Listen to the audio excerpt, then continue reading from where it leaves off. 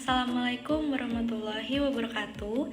Perkenalkan, nama saya Dewi Marta Puspitasari dengan NIM 23303080300020.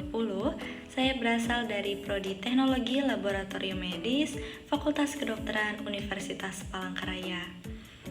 Baik, di sini saya akan menjelaskan materi terkait metabolisme lipoprotein dengan mata kuliah hematologi lengkap dan rutin dengan dosen pengampu Bapak Abi Bakri Balias, SPD MKes.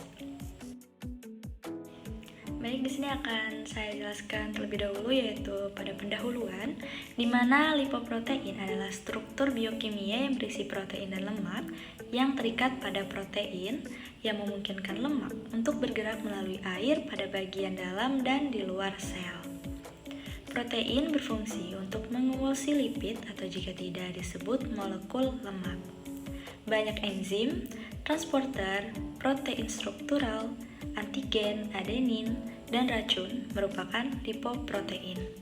Contohnya, termasuk lipoprotein densitas tinggi atau HDL dan lipoprotein densitas rendah atau LDL yang memungkinkan lemak untuk dibawa dalam aliran darah, protein transmembran dari mitokondria dan kloroplas, dan lipoprotein pada bakteri.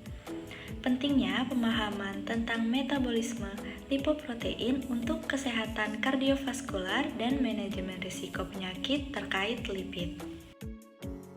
Nah, selanjutnya kita akan menjelaskan tentang struktur dari lipoprotein. Di sini kita bisa lihat ada 5 struktur lipoprotein. Yang pertama, yaitu adalah triglycerides, yang kedua adalah kolesterol ester, yang ketiga ada fosfolipid, keempat ada free cholesterol, dan yang terakhir adalah apolipoprotein. Baik, tadi udah kita ketahui definisi struktur dari lipoprotein.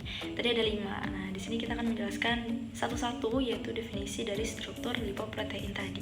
Yang pertama yaitu adalah triglycerides, di mana berperan sebagai sumber energi yang disimpan dalam jaringan adiposa dan menjadi transportasi trigliserida dalam lipoprotein VLDL atau very low density lipoprotein dari hati ke jaringan tubuh. Nah, untuk yang kedua, yaitu adalah kolesterol ester, di mana berperan dalam penyimpanan kolesterol dalam sel-sel dan jaringan dan dikemas dalam lipoprotein LDL atau low density lipoprotein untuk transportasi ke jaringan tubuh. Nah, untuk yang ketiga yaitu adalah fosfolipid, di mana fosfolipid ini menjadi komponen struktural membran sel dan berperan dalam pembentukan lapisan fosfolipid di sekitar partikel lipoprotein yang memungkinkan transportasi lipid dalam darah.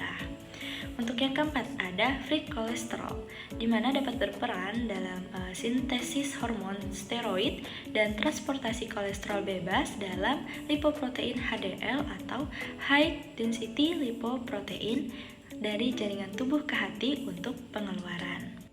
Baik, untuk yang terakhir itu adalah apolipoprotein, di mana apolipoprotein ini memainkan peran penting nih dalam pengenalan dan interaksi lipoprotein dengan reseptor sel dan juga berperan dalam aktivitas enzimatik terkait dengan metabolisme lipid seperti lipolisis dan juga esterifikasi kolesterol. Baik, kita akan lanjut ke jenis dari lipoprotein. Di sini ada 5 jenis nih. Yang pertama yaitu adalah HDL atau lipoprotein densitas tinggi. Yang kedua ada LDL yaitu lipoprotein densitas rendah. Ada VLDL yaitu lipoprotein densitas sangat rendah. Ada IDL yaitu lipoprotein densitas menengah. Dan yang terakhir adalah kilomikron. Baik, sekarang kita akan lanjut kepada definisi jenis dari lipoprotein. Sudah kita ketahui tadi ada 5 jenis lipoprotein, dan sekarang kita akan bedah satu persatu. Nah, untuk yang pertama yaitu adalah HDL atau lipoprotein densitas tinggi, di mana HDL ini adalah kolesterol baik, dan HDL ini juga membawa kolesterol kembali ke hati untuk dikeluarkan dari tubuh. Kemudian untuk tingkat HDL yang tinggi juga mengurangi risiko penyakit kardiovaskular yaitu pada jantung. Untuk yang kedua yaitu adalah LDL atau lipoprotein densitas rendah, di mana LDL tersebut termasuk ke dalam kolesterol jahat. Jadi LDL ini tuh meningkatkan risiko penyakit seperti arteri koroner, serangan jantung, dan juga stroke. LDL juga membawa kolesterol yang terakumulasi sebagai plak di dalam pembuluh darah. Untuk penumpukan plak dapat membuat pembuluh darah menjadi terlalu sempit sehingga darah dapat mengalir dengan bebas. Kondisi ini adalah aterosklerosis. Nah, untuk yang ketiga yaitu adalah VLDL atau lipoprotein densitas sangat rendah, di mana jenis lain dari kolesterol jahat nih untuk VLDL ini. VLDL juga membawa trigliserida dan pada tingkat lebih rendah kolesterol ke jaringan. Untuk IDL atau lipoprotein densitas menengah, di mana terbentuk ketika VLDL melepaskan asam lemaknya. Jadi mereka kemudian dikeluarkan oleh hati atau diubah menjadi LDL. Dan yang terakhir yaitu adalah kilomikron atau partikel sangat besar yang juga menyangkut trigliserida. Oke, seberapa sering sih kita harus menjalani tes lipoprotein? Oke, kita akan lanjut. Nah, di sini sudah bisa kita lihat terdapat kadar lipoprotein dan kolesterol total yang tinggi menjadi masalah nih seiring bertambahnya usia. Jadi ada beberapa rekomendasi untuk tes darah lipid, yaitu yang pertama adalah screening untuk laki-laki dan orang yang ditetapkan sebagai laki-laki saat lahir di atas 35 tahun dan perempuan orang yang ditetapkan sebagai perempuan saat lahir di atas usia 45 tahun. Dan untuk yang kedua, screening untuk pria berusia 20 hingga 35 tahun dan wanita berusia 20 hingga 45 tahun jika mereka memiliki peningkatan resiko aterosklerosis tadi. Untuk yang terakhir yaitu adalah screening yang dilakukan pada anak-anak antara usia 9 dan 11 tahun dan sekali lagi untuk antara usia 17 dan juga 21 tahun. Sekarang kita akan mengetahui kisaran normal dari lipoprotein. Secara umum, angka-angka yang sudah tertera di PPT ini itu berada dalam kisaran sehat jika kita tidak memiliki faktor risiko lain. Untuk yang pertama itu adalah kolesterol total di mana 100 hingga 199 mgdl untuk dewasa di atas 21 tahun dan untuk 75 hingga 169 mgdl untuk mereka yang berusia 20 tahun ke bawah. Untuk HDL atau kolesterol baik di mana kisaran 45 mgdl atau lebih tinggi. Dan untuk LDL atau kolesterol jahat di mana kurang dari 100 mgdl. Dan yang terakhir yaitu adalah trigliserida yaitu kurang dari 150 mgdl. Untuk tes darah lipid ini tidak dapat mengukur kadar VLDL dan tidak ada tes terpisah. Jadi sebaliknya jika laboratorium memperkirakan kadar VLDL dengan membagi angka trigliserida dengan 5, jadi tingkat VLDL yang sehat adalah kurang dari 30 mgdl. Namun persamaan ini tidak selalu akurat bila kadar trigliserida terlalu tinggi.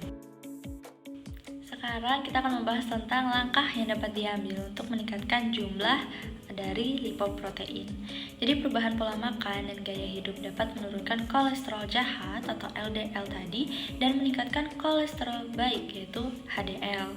Jadi langkah-langkah yang dapat membantu, yang pertama yaitu adalah aktiflah secara fisik setidaknya selama 150 menit setiap minggu atau bisa 30 menit sehari. Untuk yang kedua yaitu adalah makanlah makanan yang menyehatkan jantung yang rendah lemak juga, terus juga gula yang sederhana atau karbohidrat serta lebih tinggi serat. Untuk yang ketiga yaitu adalah mengelola tekanan darah tinggi dan diabetes.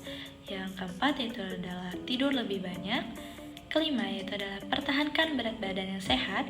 Jika kalian nih kelebihan berat badan, turunkan 5% hingga 10% berat badan kalian dapat meningkatkan jumlah kolesterol. Untuk yang keenam yaitu adalah temukan cara sehat untuk mengelola stres. Dan yang ketujuh yaitu adalah kurangi konsumsi alkohol. Dan yang terakhir yang kedelapan yaitu adalah carilah bantuan untuk berhenti merokok atau nikotin meningkatkan kadar LDL dan menurunkan kadar HDL. Sekarang dapat kita simpulkan dari materi metabolisme lipoprotein, di mana kesimpulannya di sini yaitu adalah metabolisme lipoprotein merupakan serangkaian proses biokimia yang kompleks dan penting dalam tubuh manusia. Proses ini melibatkan sintesis, transportasi, dan penguraian lipoprotein yang memainkan peran kunci dalam transportasi lipid dalam darah dan pengaturan konsentrasi kolesterol.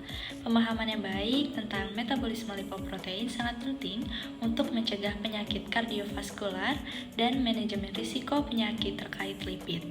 Dengan memahami bagaimana lipoprotein bekerja dalam tubuh, individu dapat mengambil langkah-langkah untuk memelihara kesehatan lipid mereka dan meningkatkan kualitas hidup mereka secara keseluruhan. Baik, itu tadi pemaparan materi terkait metabolisme lipoprotein. Untuk kurang lebihnya mohon dimaafkan. Saya, Dewi Marta Puspitasari, mengucapkan sekian dan terima kasih. Wassalamualaikum warahmatullahi wabarakatuh.